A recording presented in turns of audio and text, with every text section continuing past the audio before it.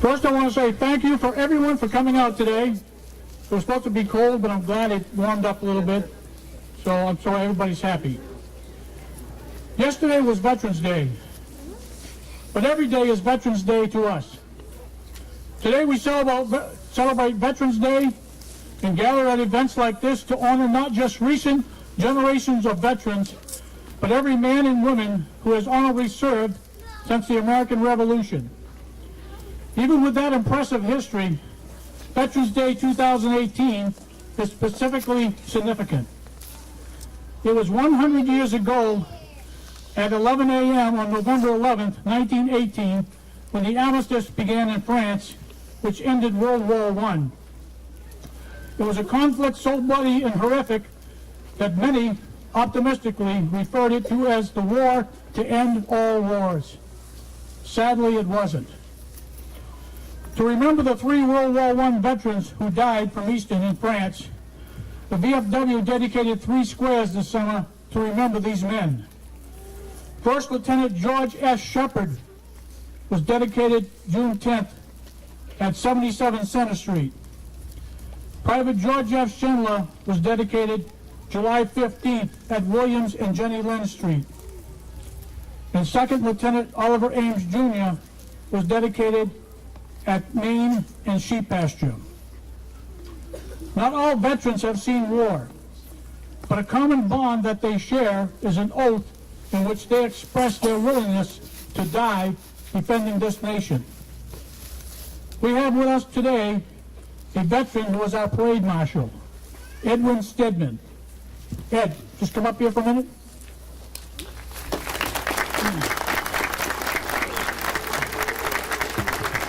Ed represents all of us veterans today, and I encourage everyone to stop by and shake his hand and thank him for his service. I will introduce him a little later with his bio. At this time, we'll have a prayer from our pastor, Alan Grant. Pastor Grant? On cover? Let us pray. Everlasting God of timeless truth and ever-supportive presence, we gather in special remembrance of all of the veterans of our nation on this day. And we remember particularly in this place those veterans of a great war which ended in armistice on the 11th hour of the 11th day of the 11th month, 1 century ago. Bless the souls and the families of everyone whose fervent hope on that day was for everlasting world peace. In this, another critical time of tension in our world, guide our great nation to honor these veterans and all who have served or continue to serve by envisioning a world culture of justice and peace. And so honor their bright vision by making our thanks active in seeking a world that will study war no more. We ask this in your holy name. Amen. Number?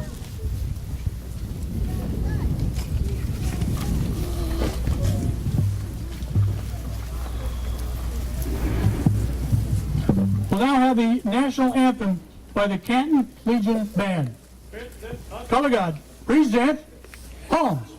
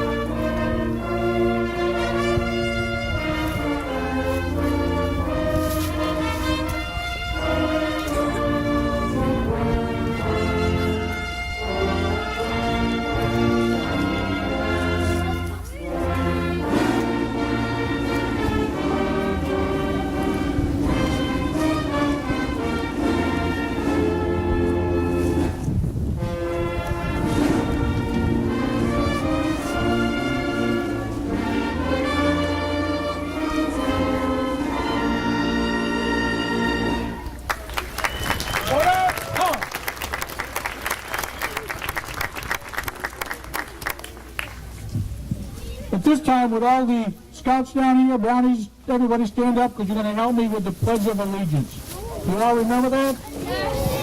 All right. Are you ready? I pledge allegiance to the flag of the United States of America and to the republic for which it stands, one nation, under God, indivisible, with liberty and justice for all. Thank you very much. You did a great job.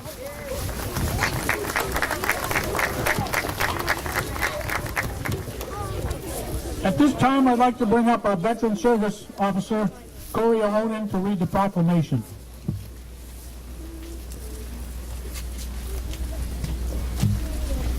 Hi everybody, my name is Corey Ahonen and I am the Veteran Service Officer here in town. And I am honored here to read the proclamation that has been issued by Governor Baker. So, a proclamation. Whereas, since the Commonwealth's colonial days, thousands of men and women have served our country in defense of freedom and liberty. And whereas, on November 11th, 1918, the armistice was signed in the Forest of Campaign by the Allied nations in Germany, ending World War I, the war to end all wars, after 4 years of conflict. And whereas, since that day, every November, people from around the nation have gathered to honor our veterans. And whereas, there are approximately 388,000 veterans living in Massachusetts. And whereas, today we are reminded of the great sacrifices and contributions our veterans have made to our country. And whereas, we honor and salute those who served our country throughout the generations with honor, patriotism, and courage. And whereas, it is appropriate that all Massachusetts citizens remember the bravery of those who served their country so that their dedication and sacrifices serve as a reminder of the cost of our freedom. And whereas, in November 2018, the world will commemorate the 100th anniversary of the armistice that ended the fighting in World War I at 11 a.m., November 11th, 1918, the 11th hour of the 11th day of the 11th month. Now, therefore I, Charles D. Baker, Governor of the Commonwealth of Massachusetts, do hereby proclaim November 11th, 2018 to be Veterans Day, and urge all citizens of the Commonwealth to take cognizance of this event and participate fittingly in its observance. Given at the Executive Chamber in Boston this 11th day of November in the year 2018, and of the independence of the United States of America, the 242nd. Signed, Charles D. Baker, Governor of the Commonwealth. Signed, Karen E. Polito, Lieutenant Governor of the Commonwealth. And signed, William Francis Galvin, Secretary of the Commonwealth. I'd also like to just quickly mention that, again, I am the Veteran Service Officer. My role in the community is to be an advocate for veterans, be a source of knowledge and information for veterans and their family members and surviving spouses. I'm at the Council on Aging here at Frothingham Memorial Hall, right up the street, on Barrows Street here. I'm at that office Monday through Friday, 8 to 4. And we have some great events coming up, and we've been doing some great things over the past summer, taking some trips. We went to Battleship Cove.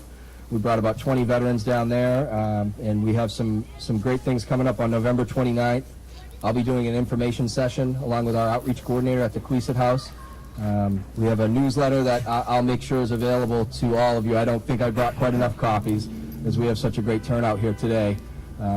But that's a good thing. So please find me, and I also have a gentleman with me who will be helping to pass out the literature I brought. And again, thank you all for being here today.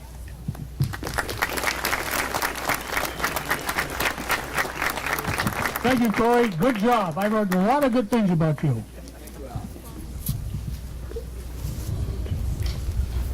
At this time, I'd like to bring up Ross Moscato to read In Flanders Fields. Hello, everybody. Can everyone hear me? I wanted to say that what came out of World War I, in addition to the horrific carnage and mass obscenity and slaughter of that conflict, was some of the most exceptional war literature in history. There's many beautiful poems that were inspired and were driven from the worst of humanity and the best of humanity that was all engulfed in that experience and that event in world history. And I just say quickly, this poem written by John McCrae, he was a medical officer with the Canadian Expeditionary Forces. It's only 97 words. It remains one of the most beautiful and poetic poems in history. He, as I said, he was a medical officer. His friend, Lieutenant Alexis Helmer, was killed, and he presided over his funeral. And this was at the Second Battle of Ypres in the Flanders section of Belgium. And these are the words that, well, he would eventually be promoted to Lieutenant Colonel. McCrae wrote, "In Flanders fields, the poppies blow. Between the crosses, row on row, that mark our place, and in the sky, the larks still bravely singing fly, scarce heard amid the guns below. We are the dead. Short days ago, we lived, felt the dawn, saw the sunset glow, loved and were loved, and now we lie in Flanders fields. Take up our quarrel with the foe. To you from failing hands we throw. The torch be yours to hold it high. If ye break faith with us who die, we shall not sleep. We shall not sleep, though poppies grow in Flanders field." Thank you.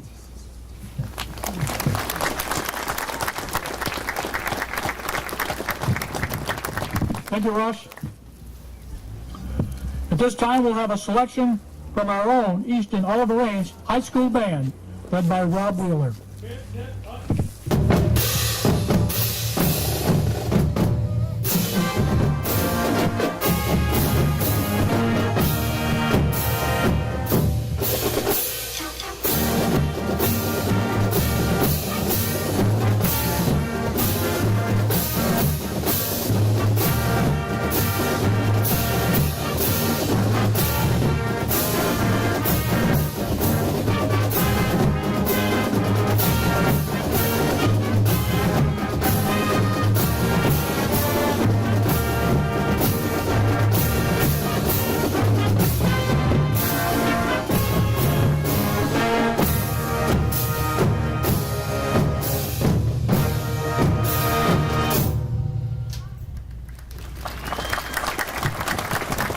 Thank you, Oliver Range High School Band. Great band. At this time, I'd like to bring up our parade marshal, Ted Stedman.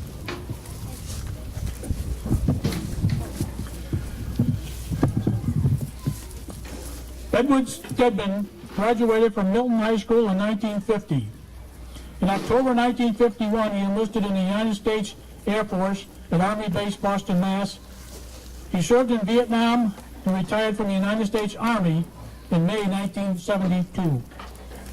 His other jobs after military service included, from 72 to 73, Chief of Police, Veterans Administration Hospital, Boston, Assistant to the Director, Weymouth Housing Authority, November 73 to 89, Director, Security and Telecommunications, the University Hospital, Boston, Teleservice Representative, Social Security Administration, Boston, from 1990 to 2000, the Hebrew Rehabilitation Center for the Aged, Boston, September 2000-2002, District Adjudication Officer, Immigration and Neutralization Service, DOJ, Boston. Edwin settled in Easton in 2002. He is active in many organizations and a life member in all of these organizations.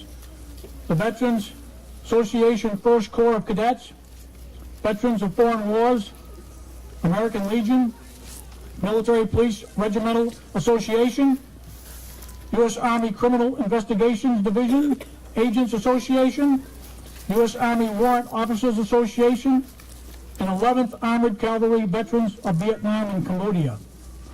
His medals and awards include the Legion of Merit, the Bronze Star, the Army Commendation Medal, Army Good Conduct Medal, Air Force Good Conduct Medal, National Defense Service Medal with Oak Leaf Cluster, Vietnam Service Medal with 4 Oak Leaf Clusters, Korean Defense Service Medal, Vietnam Campaign Medal, Meritorious Unit Commendation, Outstanding Unit Award, Republic of Vietnam Cross of Gallantry, and Republic of Vietnam Civil Actions Unit Citation. And I give to you our Parade Marshal, Edwin Stedman.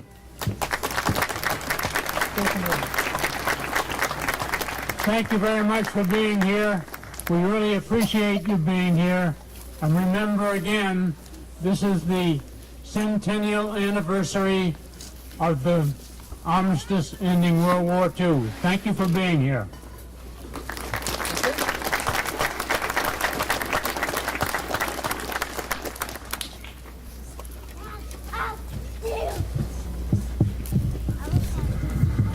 At this time, I'd like to bring up our main speaker, Mr. Ed Hans.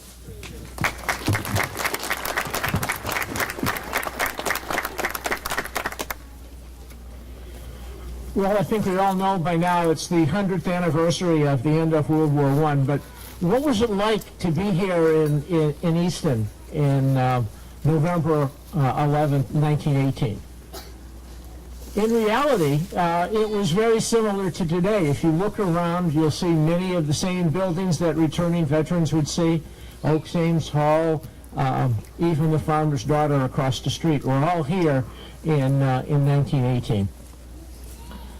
The night of Sunday, November 10th, 1918, had been a long one for the diplomats and generals in Paris. They were negotiating a armistice, a ceasefire, to the end of the bloodiest war in human history up to that time. Everybody in the world was waiting for the outcome. And finally, at 5 a.m. Paris time, an agreement was reached that an armistice would start 6 hours later at 11 a.m. That's the fabled 11th hour of the 11th day of the 11th month. Well, news flew across the Atlantic on the cables in time to be on the early morning editions of the newspapers.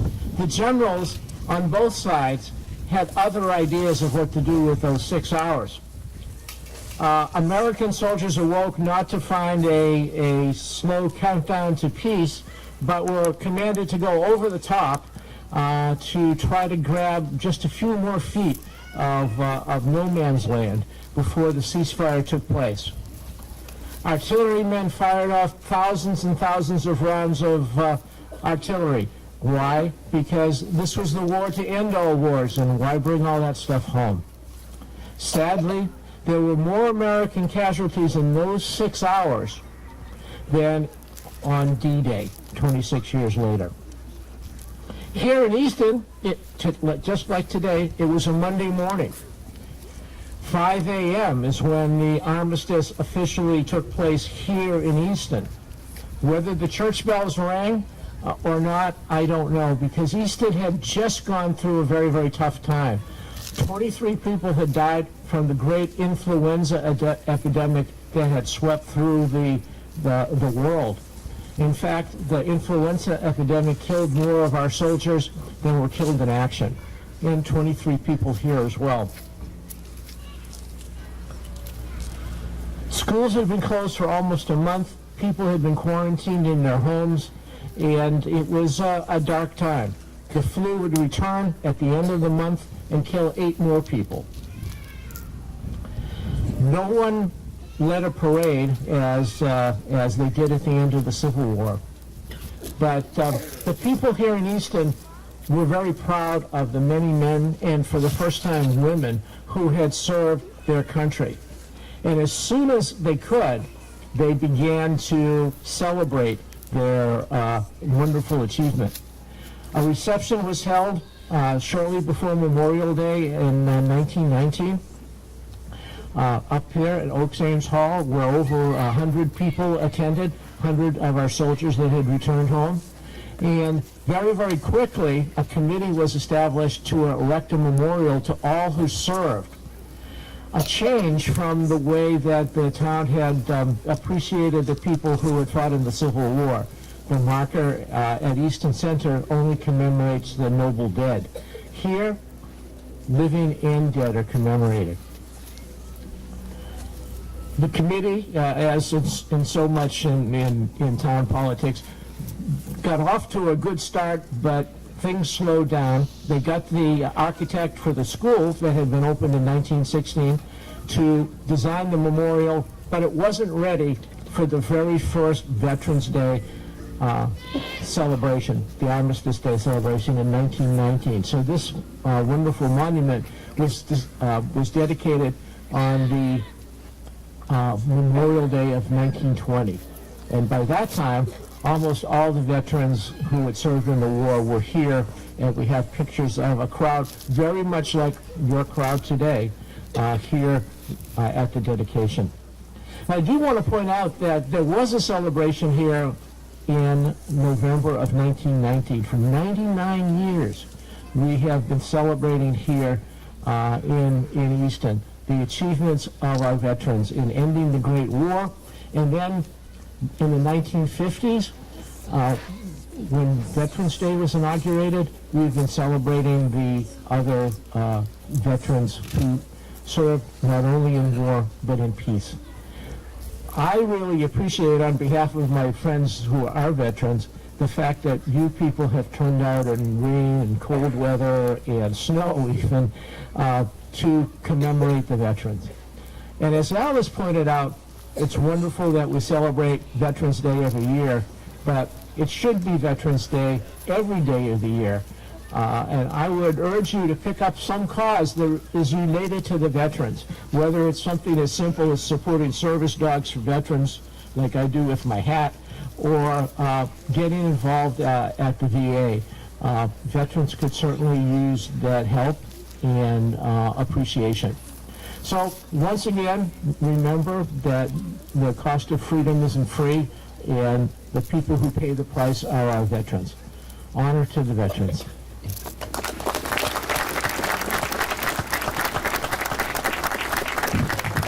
Thank you, Ed. Appreciate it. At this time, I'd like to bring up our State Rep, Claire Cronin, to say a few words. Would you like to? Thank you very much to all of you for being here today. Today we honor our veterans, as we should, as some of the other speakers have aptly noted, every day. You are showing your support by being with them here today, and I thank you for that. And I thank all of our veterans for your service. I'm also joined here by my colleagues in the legislature, Senator Walter Timilty and Senator Mike Brady. And we are also joined by members of the Board of Selectmen, Craig Barger, Tom Broussard, Chuck King, and the Chair of the Board of Selectmen, Dottie Fulgenetti, as well. So on behalf of the other electeds here, I would like to thank you once again and thank our veterans. Thank you, Claire. Would Senator Walter Timilty like to speak? Would like to hear from you. Thank you very much, Commander, and thank you, Representative Cronin. It's an honor to be here today in conjunction with the great people of Easton, of course our boys and girls in the Scouts, the wonderful marching band, to pay tribute to our veterans and commemorate the 100th anniversary of the war to end all wars, which should have been the war to end all wars, World War I. The American military, the finest military the world has ever seen, has done nothing in this world but stand for goodness. You folks, our veterans who stand amongst us today, have preserved our liberty, our freedoms, and not just done that for this country, but around the world. Currently, the United States military serves in 177 different countries across the globe. And this military of ours has done nothing but stand for goodness, strength, peace, and the preservation of freedoms across the globe. So thank you all very much. It's a privilege to be here today with your officials in government and my friends Claire and Mike. Thank you so much. Thank you, Walter. At this time, would Senator Mike Brady like to speak? Thank you, Commander, and thank you to our veterans and also the families of veterans, because without your support, none of this would be possible as well. And thank you to all the residents of the community in Easton coming out today. It's very important, as was mentioned, not just today, but to honor veterans every day. I'm honored to serve on the Veterans Committee of the state, also in the state senate. We've done some great legislation in the past, the Valor Act, the Welcome Home Bill, but we must never forget, and we've got to do more for veterans. So we were fortunate to pass some legislation to help our less fortunate indigent veterans in the state legislature this past year. But any help we can be at the state level, don't forget to contact us. God bless the Commonwealth of Massachusetts, and God bless America. Thank you, Mike. And at this time, I'd like to bring up our Easton Chairman of the Board of Selectmen, Dottie Bonigetti. We'd just like to express on behalf of the Board of Selectmen our gratitude for those men and women that serve to protect our country. And on a personal note, I'm just so proud to be part of a community like this where so many people come out to honor our veterans. Thank you, everyone. Thank you, Dottie. It's good that we hear from our people in office, so that they can tell us what's going on, and if you have any questions, by all means, ask them.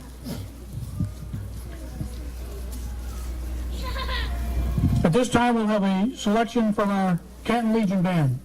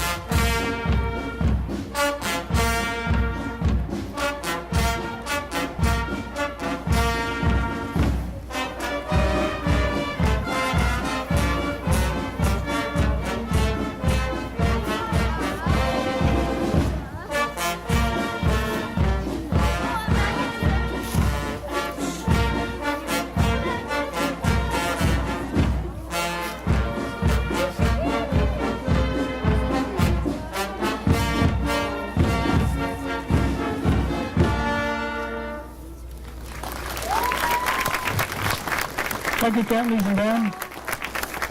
This time I'd like to bring up my friend and comrade, Jim McAvoy, the commander of the American Legion Post 7, and we'll read the War Dead. We're going to do this one. This little old one. Veterans who died during World War I. Winfield Skidmore Knowles. Camp Devens, April 3rd, 1918. George Shield Shepherd. Villers, Tournelle, France, May 4th, 1918. George Francis Schindler. Bellewood, France, July 18th, 1918. Oliver Ames Jr. Merci Farm, France, July 29th, 1918. Jeremy F. Sullivan. Camp Upton, September 25th, 1918. Chester Rice Smith. Northeastern, October 1st, 1918. Lawrence Howard Swift. Fort Bliss, October 18th, 1918. George Philip Workman. Boston, Massachusetts, December 15th, 1918. Thank you, Jim. Dottie, do you have the wreath?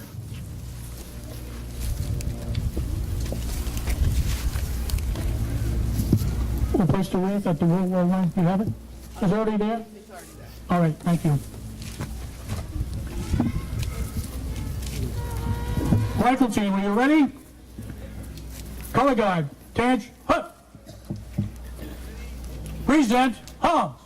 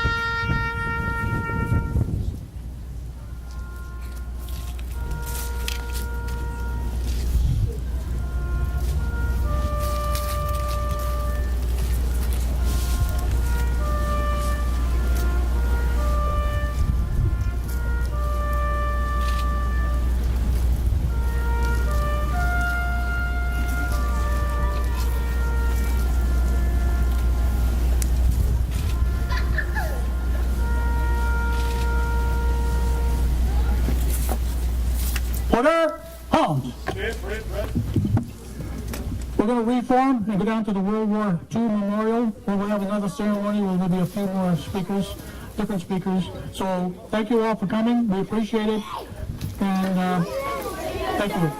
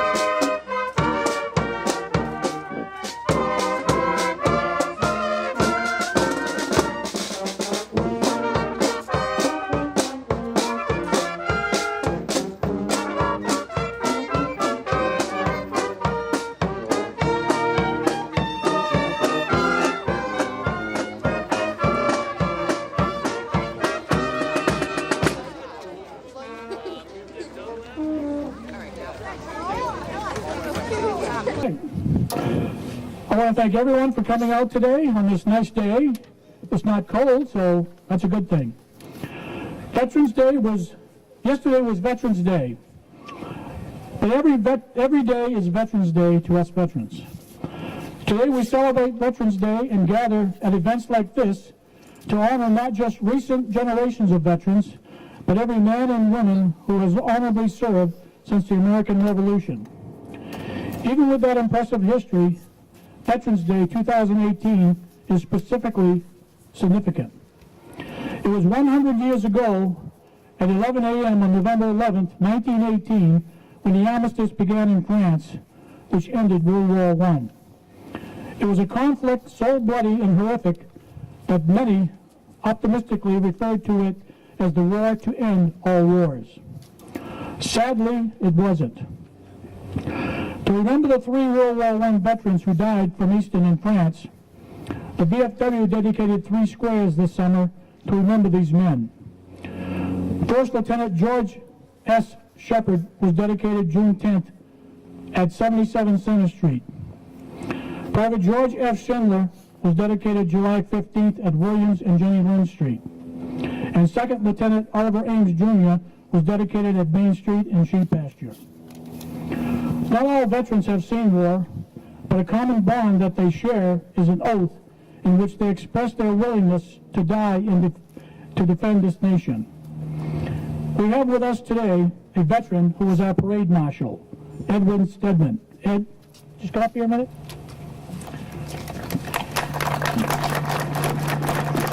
He represents all of us veterans today, and I encourage everyone to stop by and shake his hand and thank him for his service.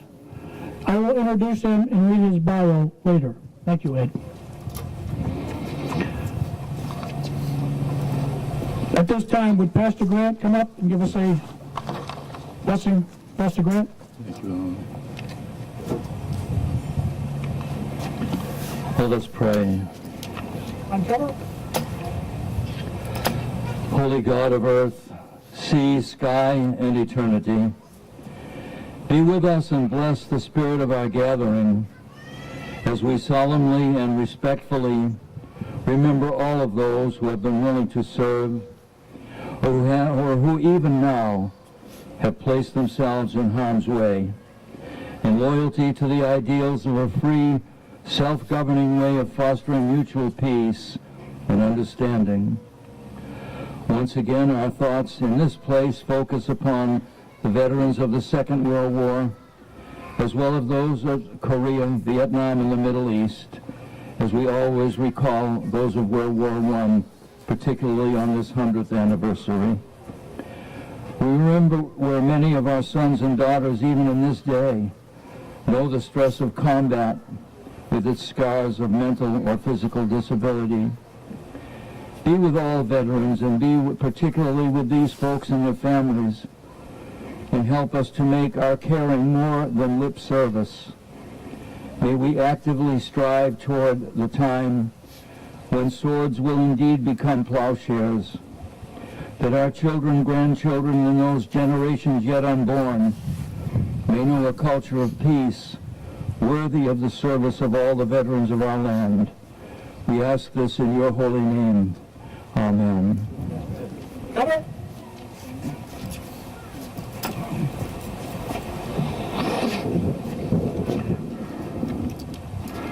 At this time, I'd like the Canton Legion Band to lead us in the national anthem.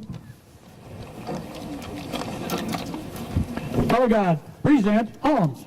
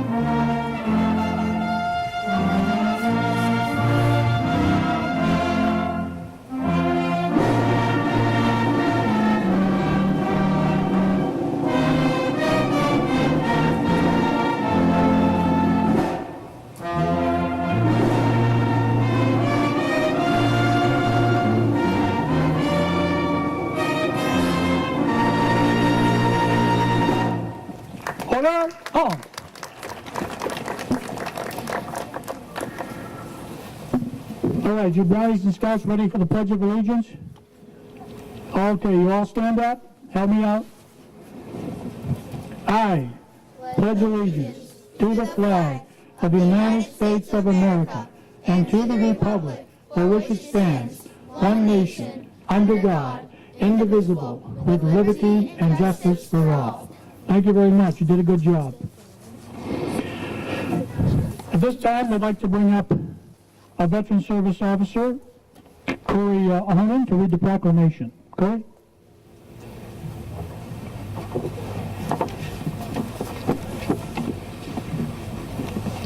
The Commonwealth of Massachusetts, a proclamation. Whereas, since the Commonwealth's colonial days, thousands of men and women have served our country in defense of freedom and liberty. And whereas, on November 11th, 1918, the armistice was signed in the Forest of Compiègne by the Allied nations and Germany, ending World War I, the war to end all wars, after 4 years of conflict. And whereas, since that day, every November, people from around the nation have gathered to honor our veterans. And whereas, there are approximately 388,000 veterans living in Massachusetts. And whereas, today we are reminded of the great sacrifices and contributions our veterans have made to our country. And whereas, we honor and salute those who served our country throughout the generations with honor, patriotism, and courage. And whereas, it is appropriate that all Massachusetts citizens remember the bravery of those who have served their country, so that their dedication and sacrifices serve as a reminder of the cost of our freedom. And whereas, in November 2018, the world will commemorate the 100th anniversary of the armistice that ended the fighting in World War I at 11 a.m., November 11th, 1918, the 11th hour of the 11th day of the 11th month.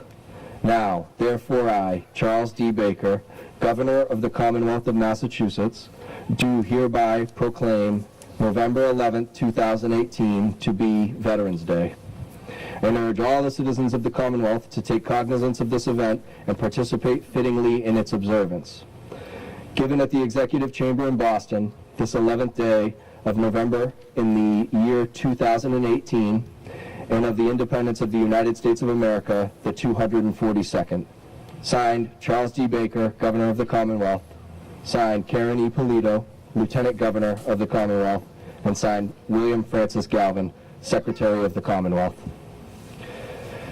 Again, I'd just like to also remind everybody, that I am available to assist in any matters, any questions anybody may have about any benefits available to them or any of their family members who maybe they, weren't able to find the answers and they have since passed. I can help locate records, things like that. Please use me as a resource to connecting you to the benefits that you've earned and deserve. Thank you again for being here today. This is probably the greatest thing that we can do to help our veterans is to just show up like this and continue traditions like these in our communities. So today I'm proud to be here with you all. Thank you. Thank you, Corey. If anybody needs any help, information, go down and see him in his office. He'll be glad to take care of you. At this time, I'd like to bring up Ross Moscato to read in Flanders Fields. Ross? What are you doing over there?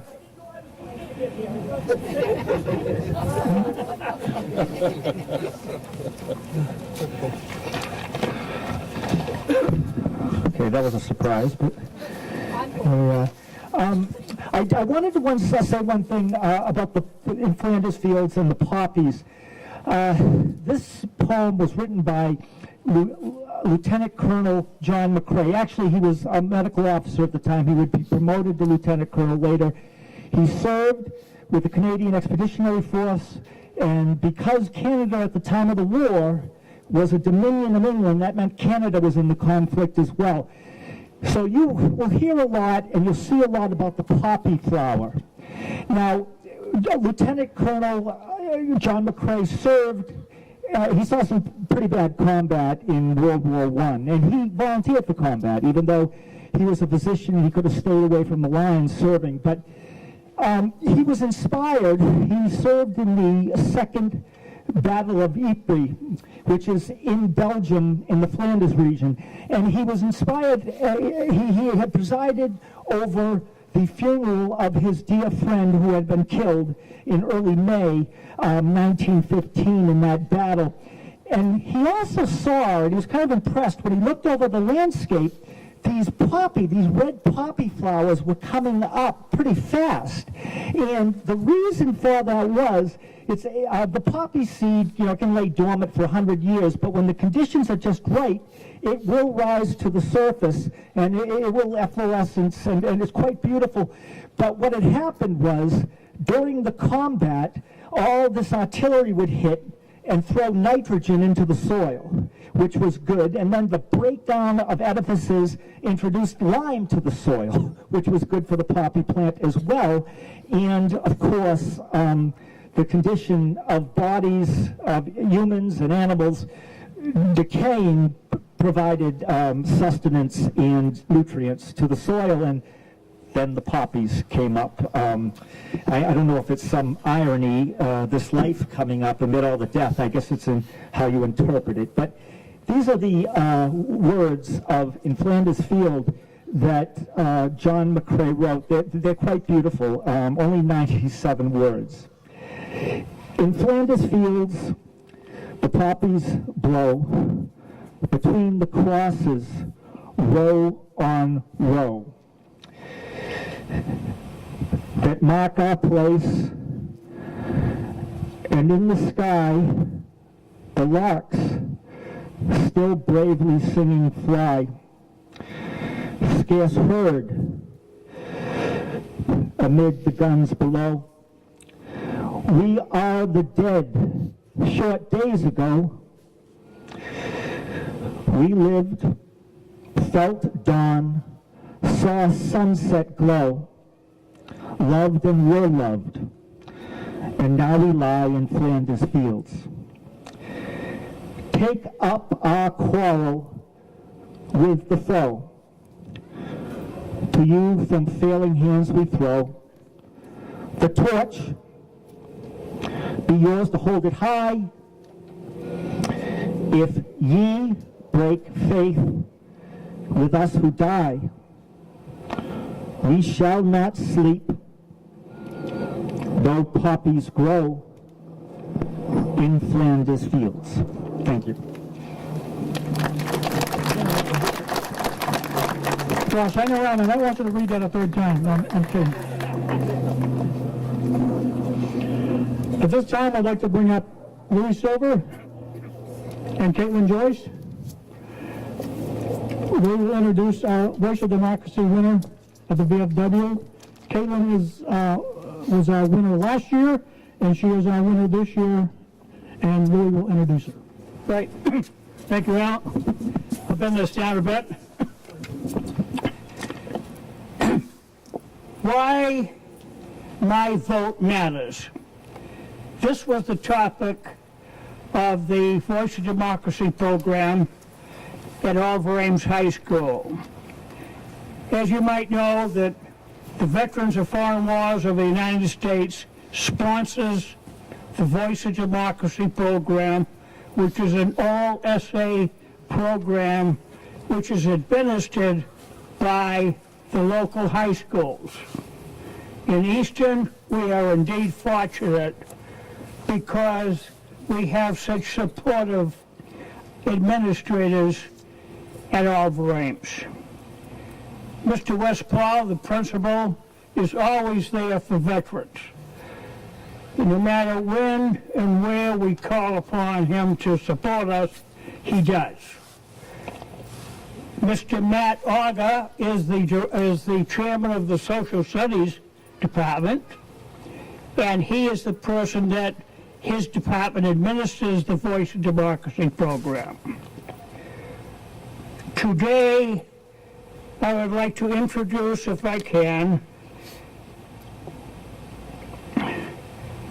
Caitlin Joyce. Caitlin won the Voice of Democracy program last year, And believe it or not, it's very unusual. She did and won again this year. So I would like to have Caitlin read her oral essay program. I give you Caitlin Joyce.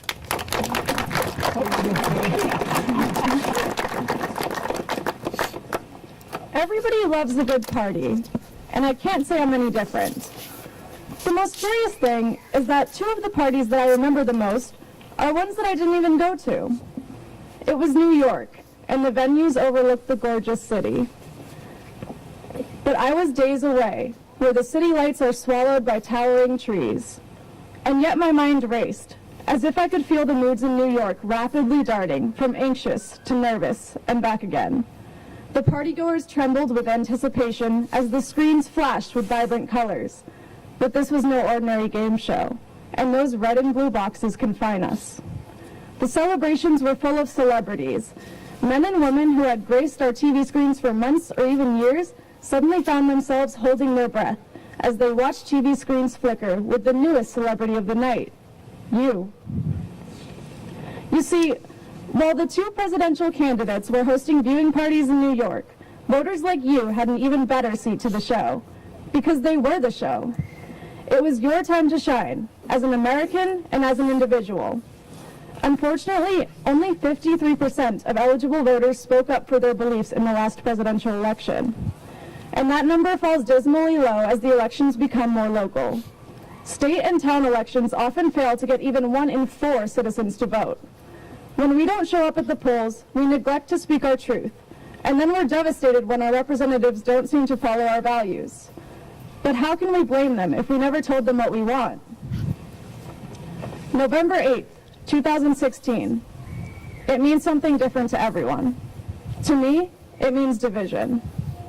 In a world where fighting and hatred has become the norm, I have grown up watching cultures clash and societies falter under the stress of change. Now, a lot of people fear change, and too much change can cause issues. But as a people, we are obliged to evolve and adapt to our world. You live in a political climate which is incredibly unsure of itself and is changing more rapidly than analysts can follow.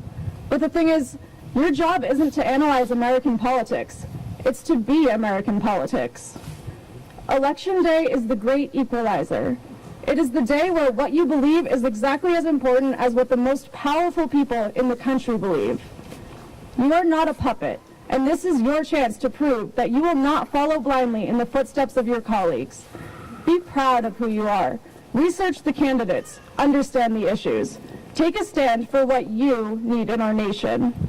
Whether you wish America would step back and look more closely at economics, or you believe that social issues need more attention right now, you have a right to be heard.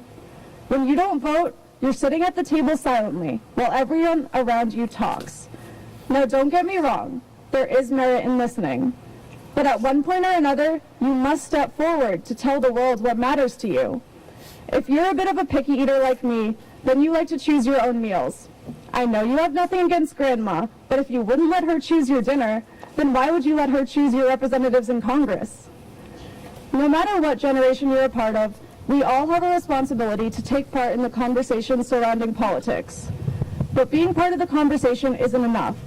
You wouldn't practice for months just to miss game day, so why would you debate with relatives over Thanksgiving dinner, but miss election day? I have a challenge for you. Go online and find the next election in your area, whether it's local, state, or national, and research the issues that matter to you. Mark Election Day in your calendar and be proud of the nation that you are building. I'll see you at the polls. After all, the show is starting, and you're the star.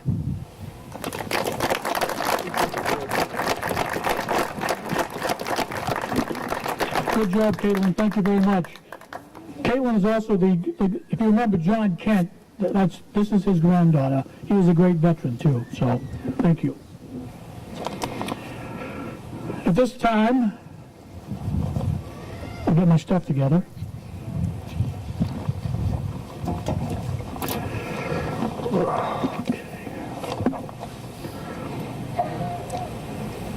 I like a selection from Ann DeSanto. Thank you, Al. Oh, beautiful for spacious skies, for amber waves of green, for purple mountain majesties above the fruited plain. America, America, God shed his grace on thee, and crown thy good with brotherhood from sea to shining sea. Oh, beautiful for heroes proved in liberating strife, who more than self their country loved, and mercy more than life. America, America, may God thy gold refine, till all success be nobleness, and every gain divine. Oh, beautiful for patriot dream that sees beyond the years, thine alabaster cities gleam, undimmed by human tears. America, America, God shed his grace on thee, and crown thy good with brotherhood from sea to shining sea.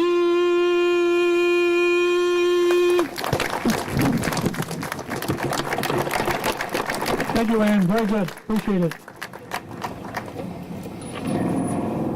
Okay, at this time, I'd like to bring up our parade marshal, Edwin Stedman.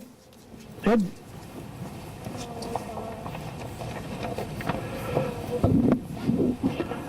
Edward Stedman graduated from Milton High School in 1950. In October 1951, he enlisted in the United States Air Force at Army Base, Boston, Mass.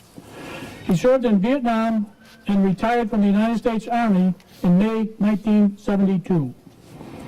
His other jobs after military service included 72 to 73, Chief of Police, Veterans Administration Hospital, Boston, Assistant to the Director, Weymouth Housing Authority, November 73 to 89, Director, Security and Telecommunications, the University Hospital, Boston, Telecommunications Representative, Social Security Administration, Boston, from 1990 to 2000, the Hebrew Rehabilitation Center for the Aged, Boston, September 2002,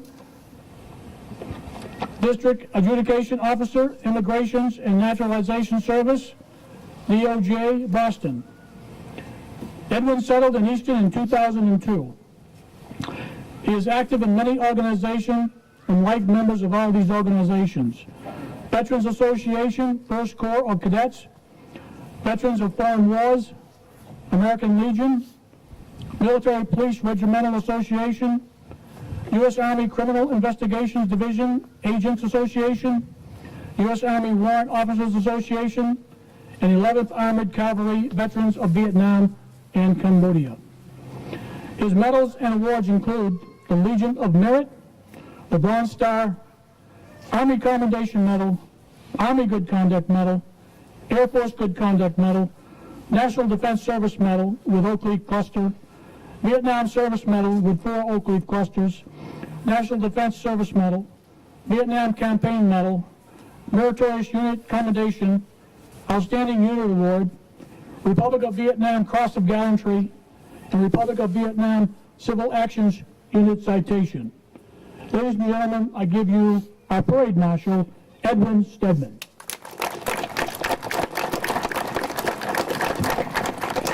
Thank you, everybody, for being here today in this beautiful place. I don't know if all of you understand the value of this park. This park was built by the veterans of Easton. This park has been dedicated to the veterans of Easton. This park is and will be a monument to all of our veterans throughout the years from the Revolutionary War to the current. If you go around and look at the stones, you'll know what I'm saying. Thank you very much for being here. God bless America.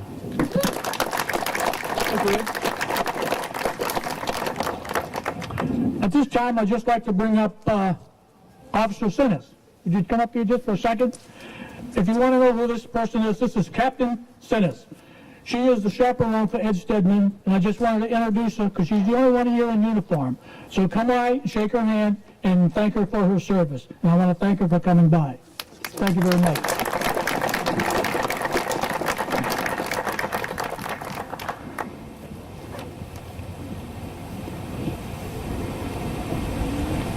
At this time, the Oliver Ames High School Band will give us a presentation.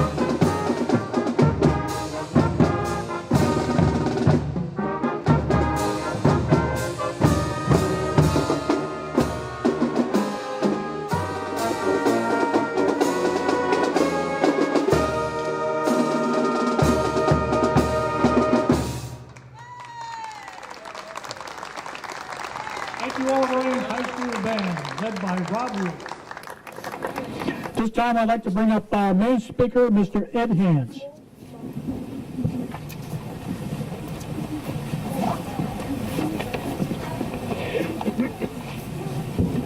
Well, before I say a few words about one of our World War I veterans, I'd want to echo some of the things that I've heard here today.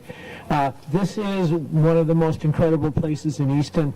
Not only was it built by many of the veterans of World War II, some of whom I still see around here, but it was supported by many people and organizations in Easton, and you can see their names in the bricks here. There's nothing Eastoners can't accomplish if we're unified. And one of the interesting things about this park is the hidden symbolism here. And standing at this point of the park and looking in that direction, I see that the design here is one giant circle. And that's a symbol of unity. And there's nothing America can't accomplish if we stay unified. So the Historical Society brings every second grader in Easton through this park. And one of the most amazing things that has happened to me is when children find their names or their grandfather's names, or even nowadays, even World War II, their grandmother's names there, and ask for the stories. If we're all together, we'll be fine. Thank you. I'd like to talk about one World War I veteran. He wasn't a volunteer, and he probably never thought of himself as a hero, although I think we probably would agree that he was. I think he stands for so many veterans who served in time of war or in time of peace and never got much recognition beyond the name on a monument. This gentleman was Frank William Christensen. And he lived up on Washington Street, 274 Washington Street. The house is still there. His dad emigrated from Sweden, and 3 years after the family arrived, Frank was born a birthright citizen of the United States, and his dad and older brother became naturalized citizens. He went through the school system of Easton, and the family was working hard to succeed. They were able to get a house. His dad worked over here behind us in the shovel works. But Frank was not your typical Swedish strapping big boy. He was no more than 5 feet 6 inches tall and weighed 130 pounds soaking wet. So instead of going to work in the shovel works, he ended up sewing shoes in Brockton. When war came, he didn't volunteer. And he actually was able to miss the first call of draftees that took 100 Easton boys early in the war. But by October 1917, the draft board called his number, and he was off to Fort Devens for a very brief time.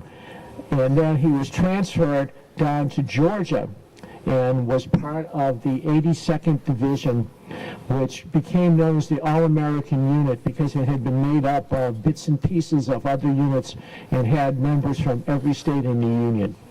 This must have been very surprising to a boy that had never gotten very far away from the Easton Brockton area.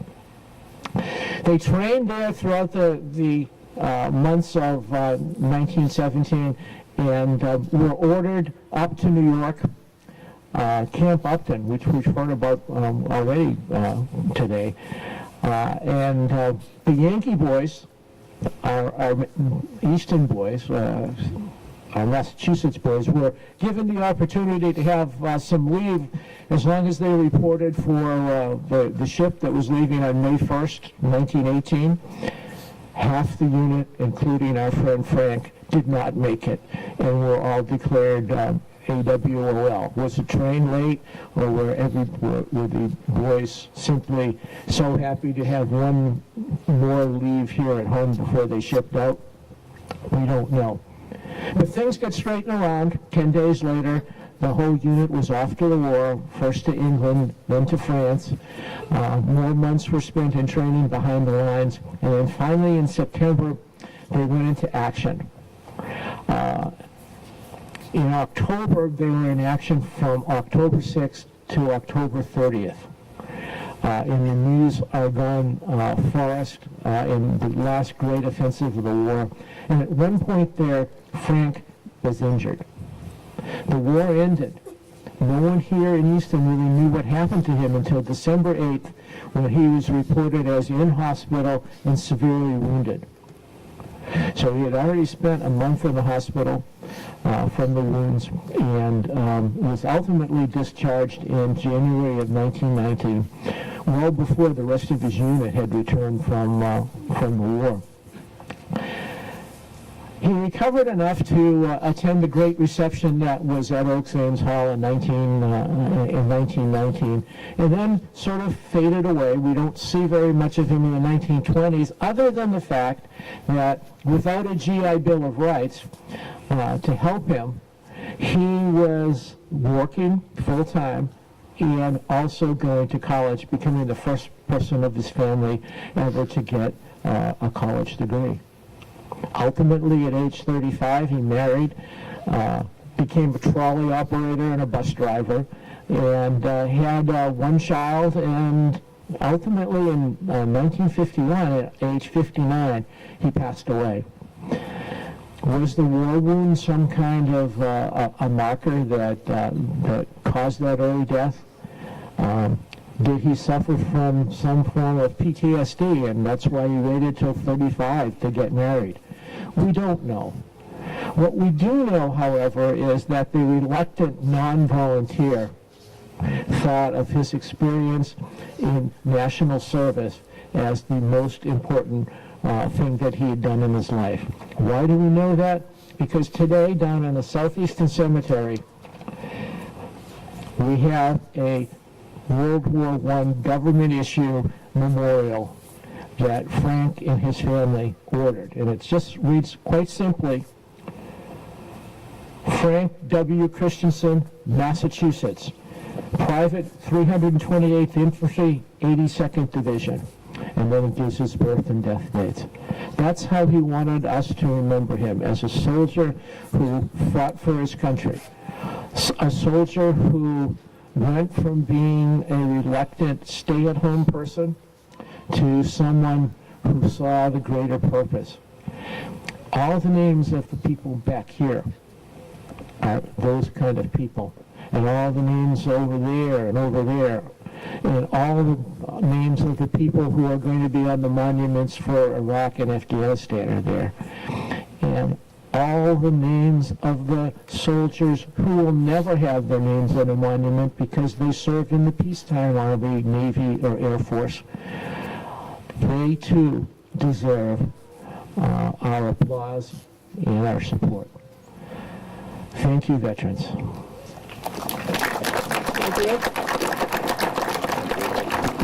Thank you, Ed. Thank you very much. We have some guests with us who don't want to speak, but I just want to recognize them at this moment. Our State Rep Claire Cronin over here. State Senator Walter Kimley. State Senator Michael Brady. And Easton Chairman of the Board of Selectmen, Dottie Funigetti, and all the selectmen are here. So we're glad they came out, but they don't want to say anything. They just want to wave to you. So at this time, I'd like the Oliver Reigns. Oh no, what do I want? I want Ann DeSanto. That's what I want. Really? For selection.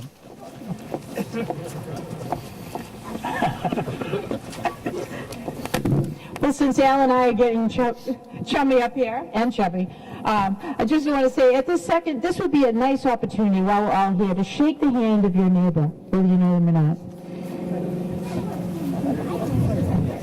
And just an act of peace and love. This beautiful day in this most glorious place in town. And it really is. And it's such an honor. And please join me in the singing of God Bless America. God bless America, land that I love. Stand beside her and guide her through the night with the light from above. From the mountains to the prairies, to the oceans, white with foam. God bless America, my home, sweet home. God bless America, my home, sweet home.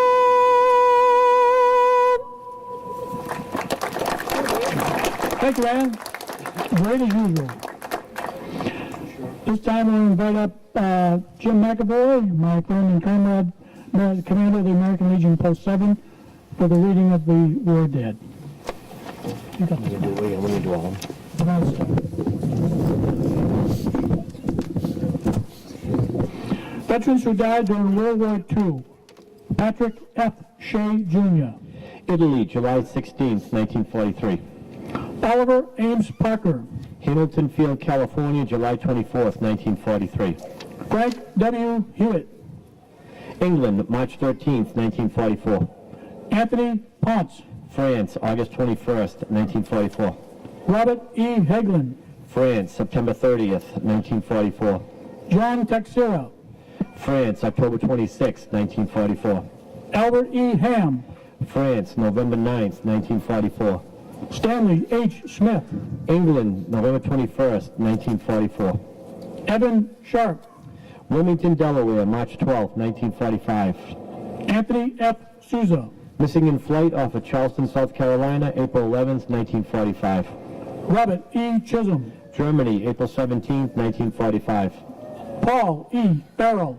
Honshu Island, Japan, December 25th, 1945. Brian Nolan. The Pacific area, May 11th, 1946. Robert F. Fernandez. Korea, June 21st, 1948. Veterans who died during the Korean War. Robert F. Thompson. Baltimore, Maryland, June 19th, 1953. Veterans who died during the Vietnam War. Edward F. Smith. Vietnam, February 4th, 1967. Robert J. Todd. Vietnam, May 9th, 1967. Kenneth W. Scully. Vietnam, May 26th, 1970. Veterans who died in the service of their country. Leo P. Healy. Nicaragua, February 17th, 1931. James T. Victoria. Germany, November 24th, 1983. Owen M. McClory. Germany, November 12th, 1988. Sean M. Turco. Florida, September 29th, 1992. Elser L. Trentholm. Orlando, Florida, September 24th, 1992. William J. Callahan. Al-Anbar Province, Iraq, April 27th, 2007. Do you have the wreath, Betty?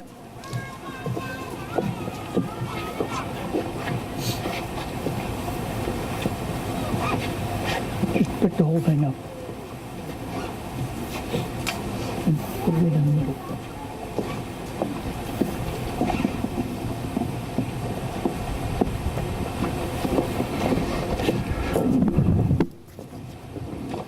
Rifle team, present arms.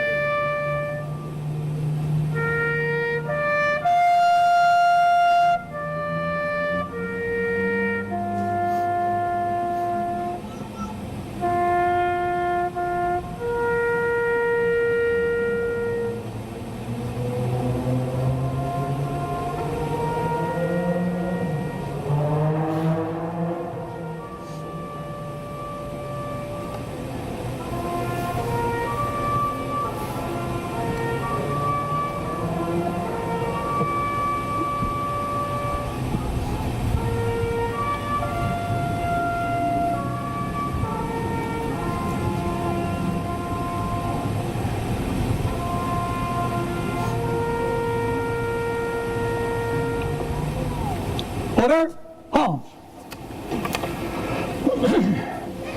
We'll now have a final selection from the Canton Legion Band.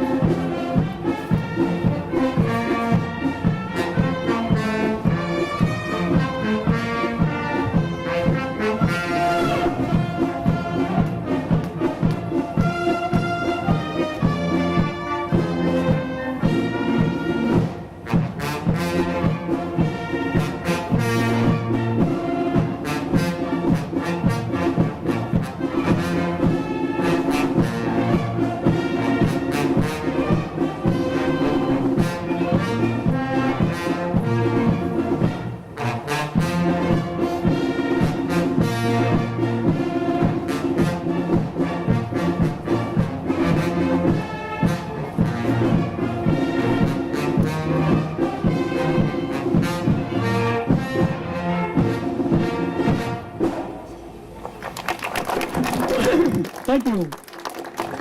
I want to thank all the bands for coming out today. The Oliver Ames High School Band, we appreciate it. Canton Legion Band, why don't you give these a round of applause, these bands. Thank you very much. I want to thank the fire department, the police department. I want to thank all the groups who came and marched today. You all could have been somewhere else, but you decided to come and spend it with us. So we thank you very much. This concludes our ceremony, and thank you very much.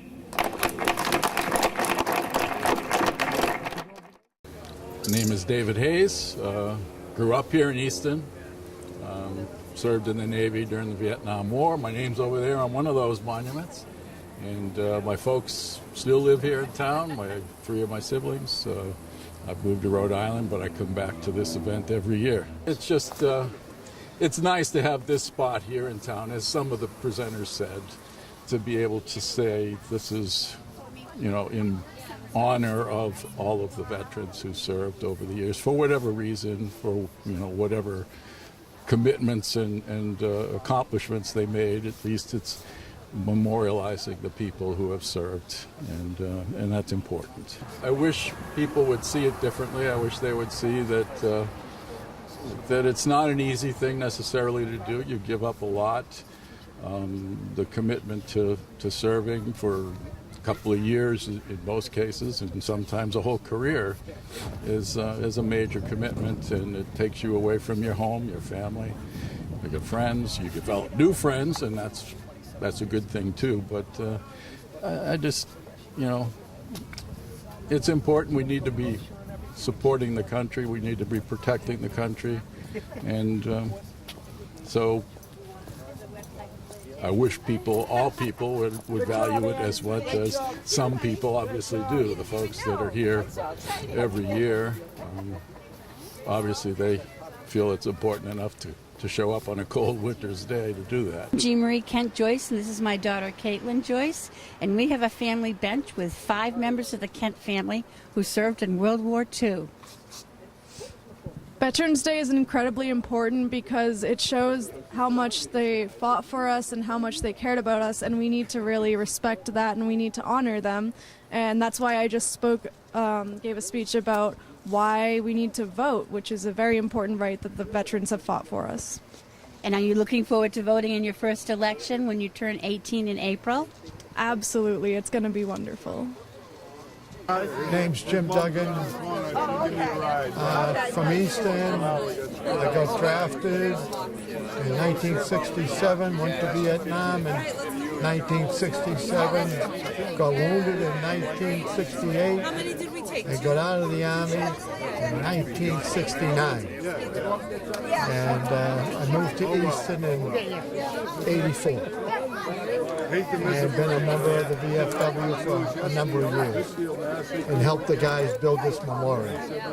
There was World War II guys, Korean guys, and Vietnam guys. What would you say, what would you want people to know most about the VFW and how they can help? Oh, they do quite a few things.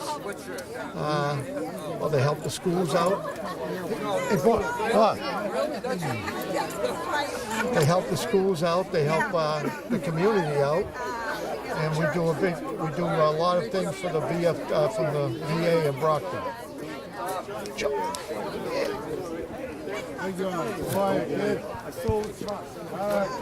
So, is there anything you want to say for any veterans that are struggling now? There are people that can help you. Like they say,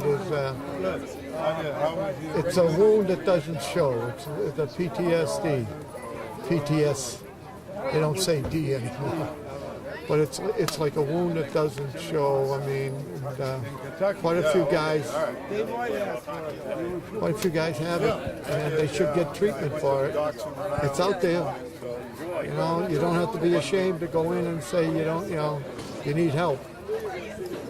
So I suggest they go get the help.